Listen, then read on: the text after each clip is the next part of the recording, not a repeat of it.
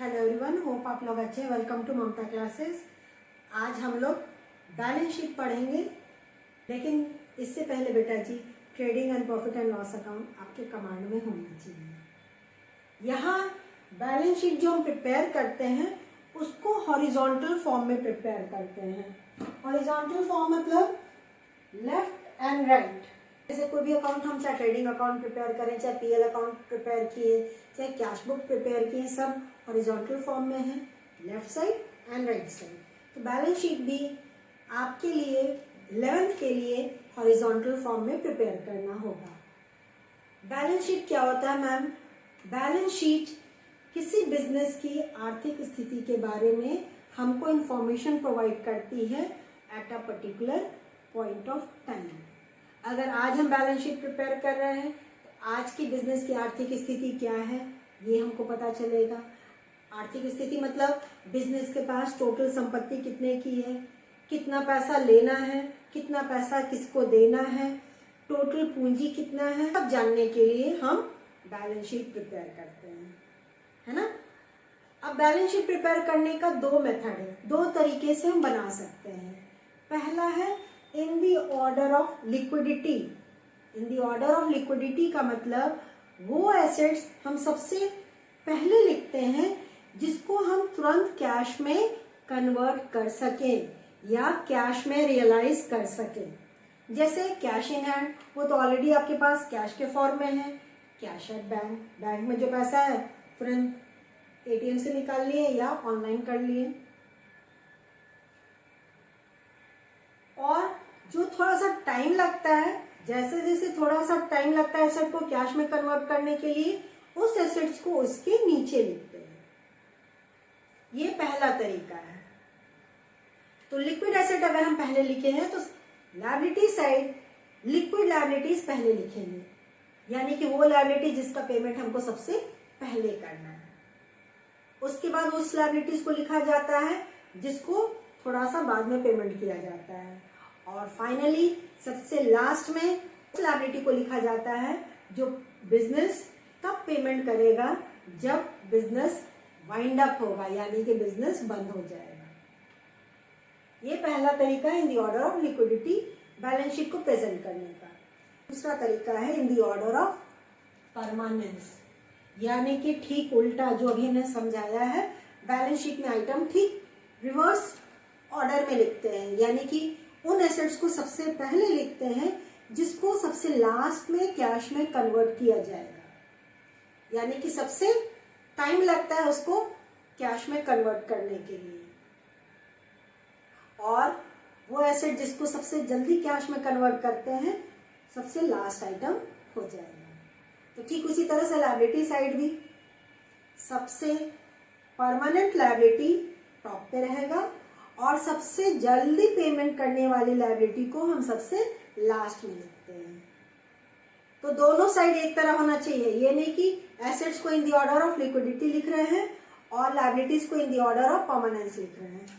यहाँ हमने balance sheet का फॉर्मेट आपके लिए ड्रॉ कर दिया है, आइटम भी हमने सारा लिख दिया है बैलेंस शीट का। तो बैलेंस शीट प्रिपेयर करते हैं एक पर्टिकुलर डेट को एट अ पर्टिकुलर टाइम। तो जिस डेट को बनाते हैं वो डेट हम ऊपर में लिखेंगे।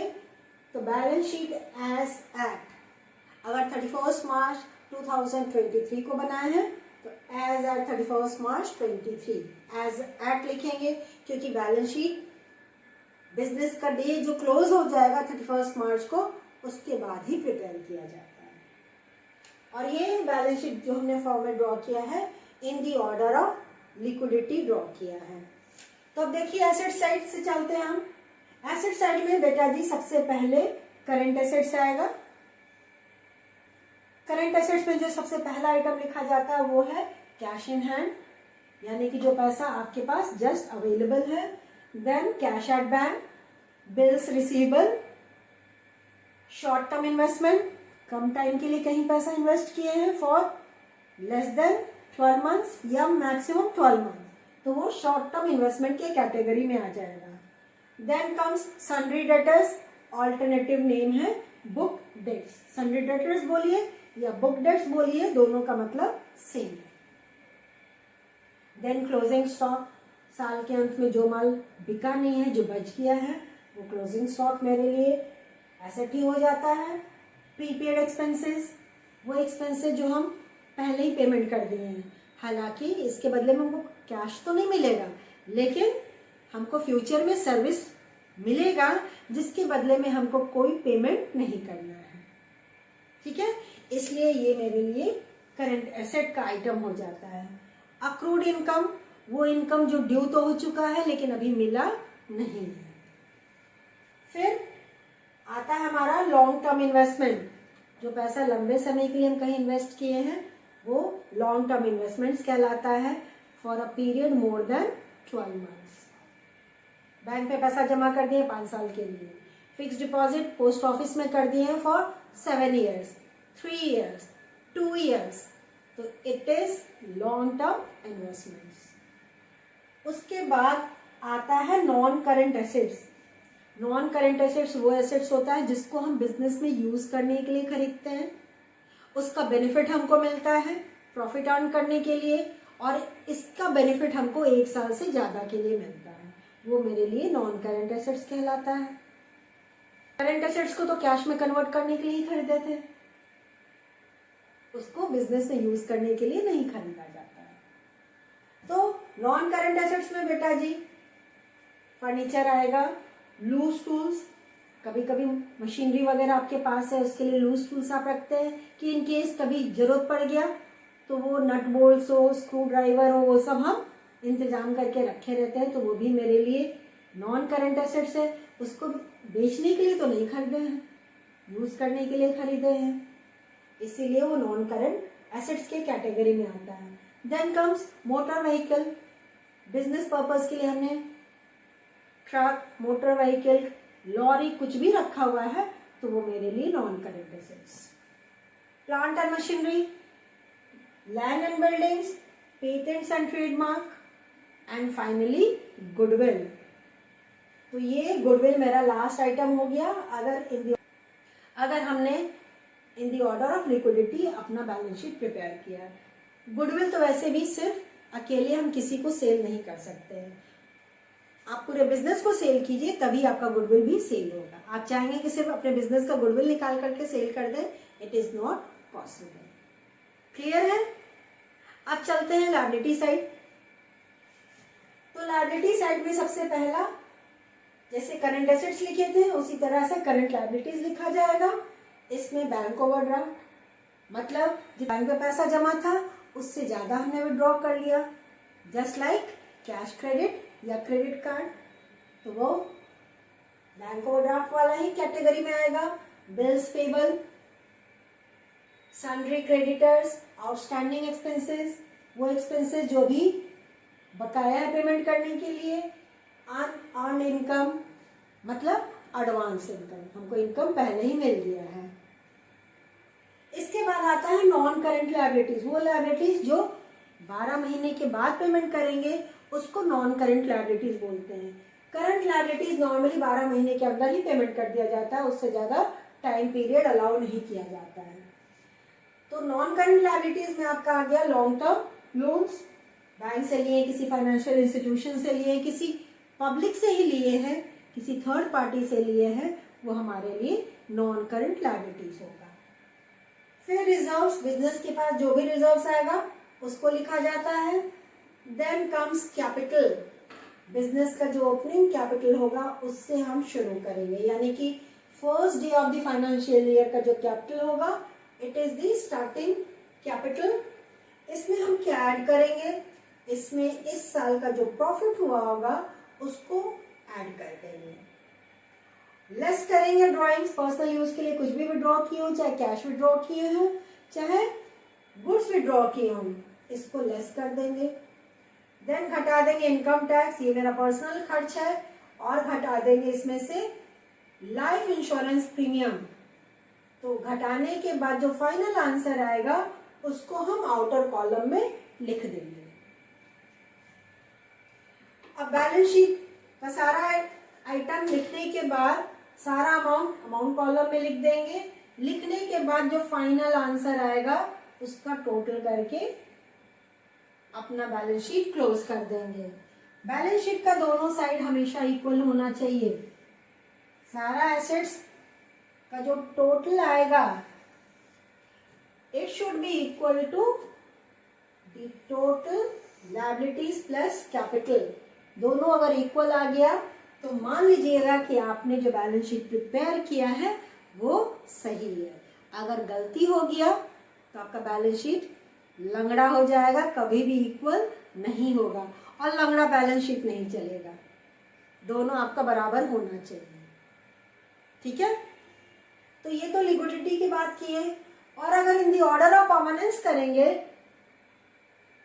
इसके अनुसार तो ये वाला आइटम ठीक ऊपर आ जाएगा और ये आइटम ठीक नीचे आ जाएगा, मतलब सारा आइटम रिवर्स हो जाएगा। इन दी ऑर्डर ऑफ परमानेंस अगर स्टार्ट करेंगे तो मेरा नॉन करेंट एसेट्स टॉप में, और नॉन करेंट एसेट्स में भी सबसे पहला goodwill, then patents and trademark, मतलब जस्ट रिवर्स कर देंगे सारे एसेट्स को। और लायबिलिटीज का भी सेम कंडीशन, करंट एसेट्स की तरह करंट लायबिलिटीज भी नीचे आ जाएगा और सबसे टॉप में मेरा चला जाएगा कैपिटल। बस सर नीचे पैर ऊपर कर दिए और कुछ नहीं किए। लेकिन ध्यान रखिएगा, अगर इन दी ऑर्डर ऑफ लिक्विडिटी बना रहे हैं तो दोनों तरफ करंट एसेट्स और करंट लायबिलिटी होना चाहिए। लेफ्ट हैंड साइड में करंट लायबिलिटीज तो राइट हैंड साइड में करंट एसेट्स। और बच्चे कभी कभी गलती भी कर देते हैं, राइट हैंड साइड में एसेट्स लिखने के बदले में लायबिलिटीज लिख देते हैं और लेफ्ट हैंड साइड में एसेट्स लिख देते हैं। ये आप साइड चेंज नहीं कर सकते हैं। राइट हैंड साइड में हमेशा एसेट्स होगा और लेफ्ट हैंड साइड में हमेशा लायबिलिटीज एंड कैपिटल लिखा जाता है। You can not change this side. समझ में आ रही बात? ऐसा ब्लंडर मत कीजिएगा। नहीं कहिएगा कि मैम हमने तो सारा आइटम लिखा है बेटा जी, लेकिन उल्टा साइड लिख दिया तो मार्क्स आपको एक भी नहीं मिलेगा। अगर आप शर्ट उल्टा पहन लिया, आगे वाला पीछे और पीछे वाला आगे, तो क्या कैसा लगेगा? तो वैसा मत करिएगा। इस साइड हमेशा लायबिलिटीज लिखा जाता है और इस साइड हमेशा एसेट्स ही होगा। एसेट्स और लायबिलिटीज को प्रेजेंट करने के लिए ही बैलेंस शीट प्रिपेयर किया जाता है। आज का टॉपिक आपको समझ में आ गया होगा। बहुत आसान टॉपिक है, बहुत सिंपल टॉपिक है। अगर 11th में ये सारा टॉपिक आप अच्छे से समझ लेंगे, अच्छे से पढ़ लेंगे तो 12th में आपको बहुत आसानी होगा कोई भी चीज़ समझने और सीखने के लिए। अभी आप अपना सारा फोकस अपने पढ़ाई पे दीजिए। आज हमने बैलेंस शीट आपको समझा दिया है। नेक्स्ट क्लास में बैलेंस शीट से रिलेटेड न्यूमेरिकल हम लोग सॉल्व करेंगे, लेकिन सबसे पहला ये सारा अपने माइंड के फाइल में सेव कर लीजिएगा। सारा आइटम आपके फिंगर टिप्स पे होना चाहिए। कोई भी पूछे कि बिल्स पेबल कहाँ जाएगा, तुरंत आपको पता होना चाहिए करंट लायबिलिटीज में। कोई पूछ दिया लूज फुल्स कहाँ जाएगा, नॉन करंट एसेट्स में। तो आप पूछ सकते हैं कि मैम अगर वो डीलर मोटर व्हीकल का हुआ तो उस केस में बेटा जी मोटर व्हीकल हमारा नॉन करंट एसेट्स ना होकर किस में आएगा, करंट एसेट्स में। या कोई dealer manufacturer plant and machinery में डील करता है तो उसके लिए भी plant and machinery current assets का पार्ट हो जाएगा, नॉन करंट एसेट्स का पार्ट नहीं होगा। ठीक है। फर्नीचर के भी कोई डीलर हो तो फर्नीचर उनके लिए तो करंट एसेट्स कहलाएगा, नॉन करंट एसेट्स नहीं कहलाएगा। सारा डाउट्स क्लियर? तो आज के लिए बस इतना ही। मिलते हैं नेक्स्ट क्लास में। तब तक अपना ख्याल रखिए, खुश रहिए, बाय।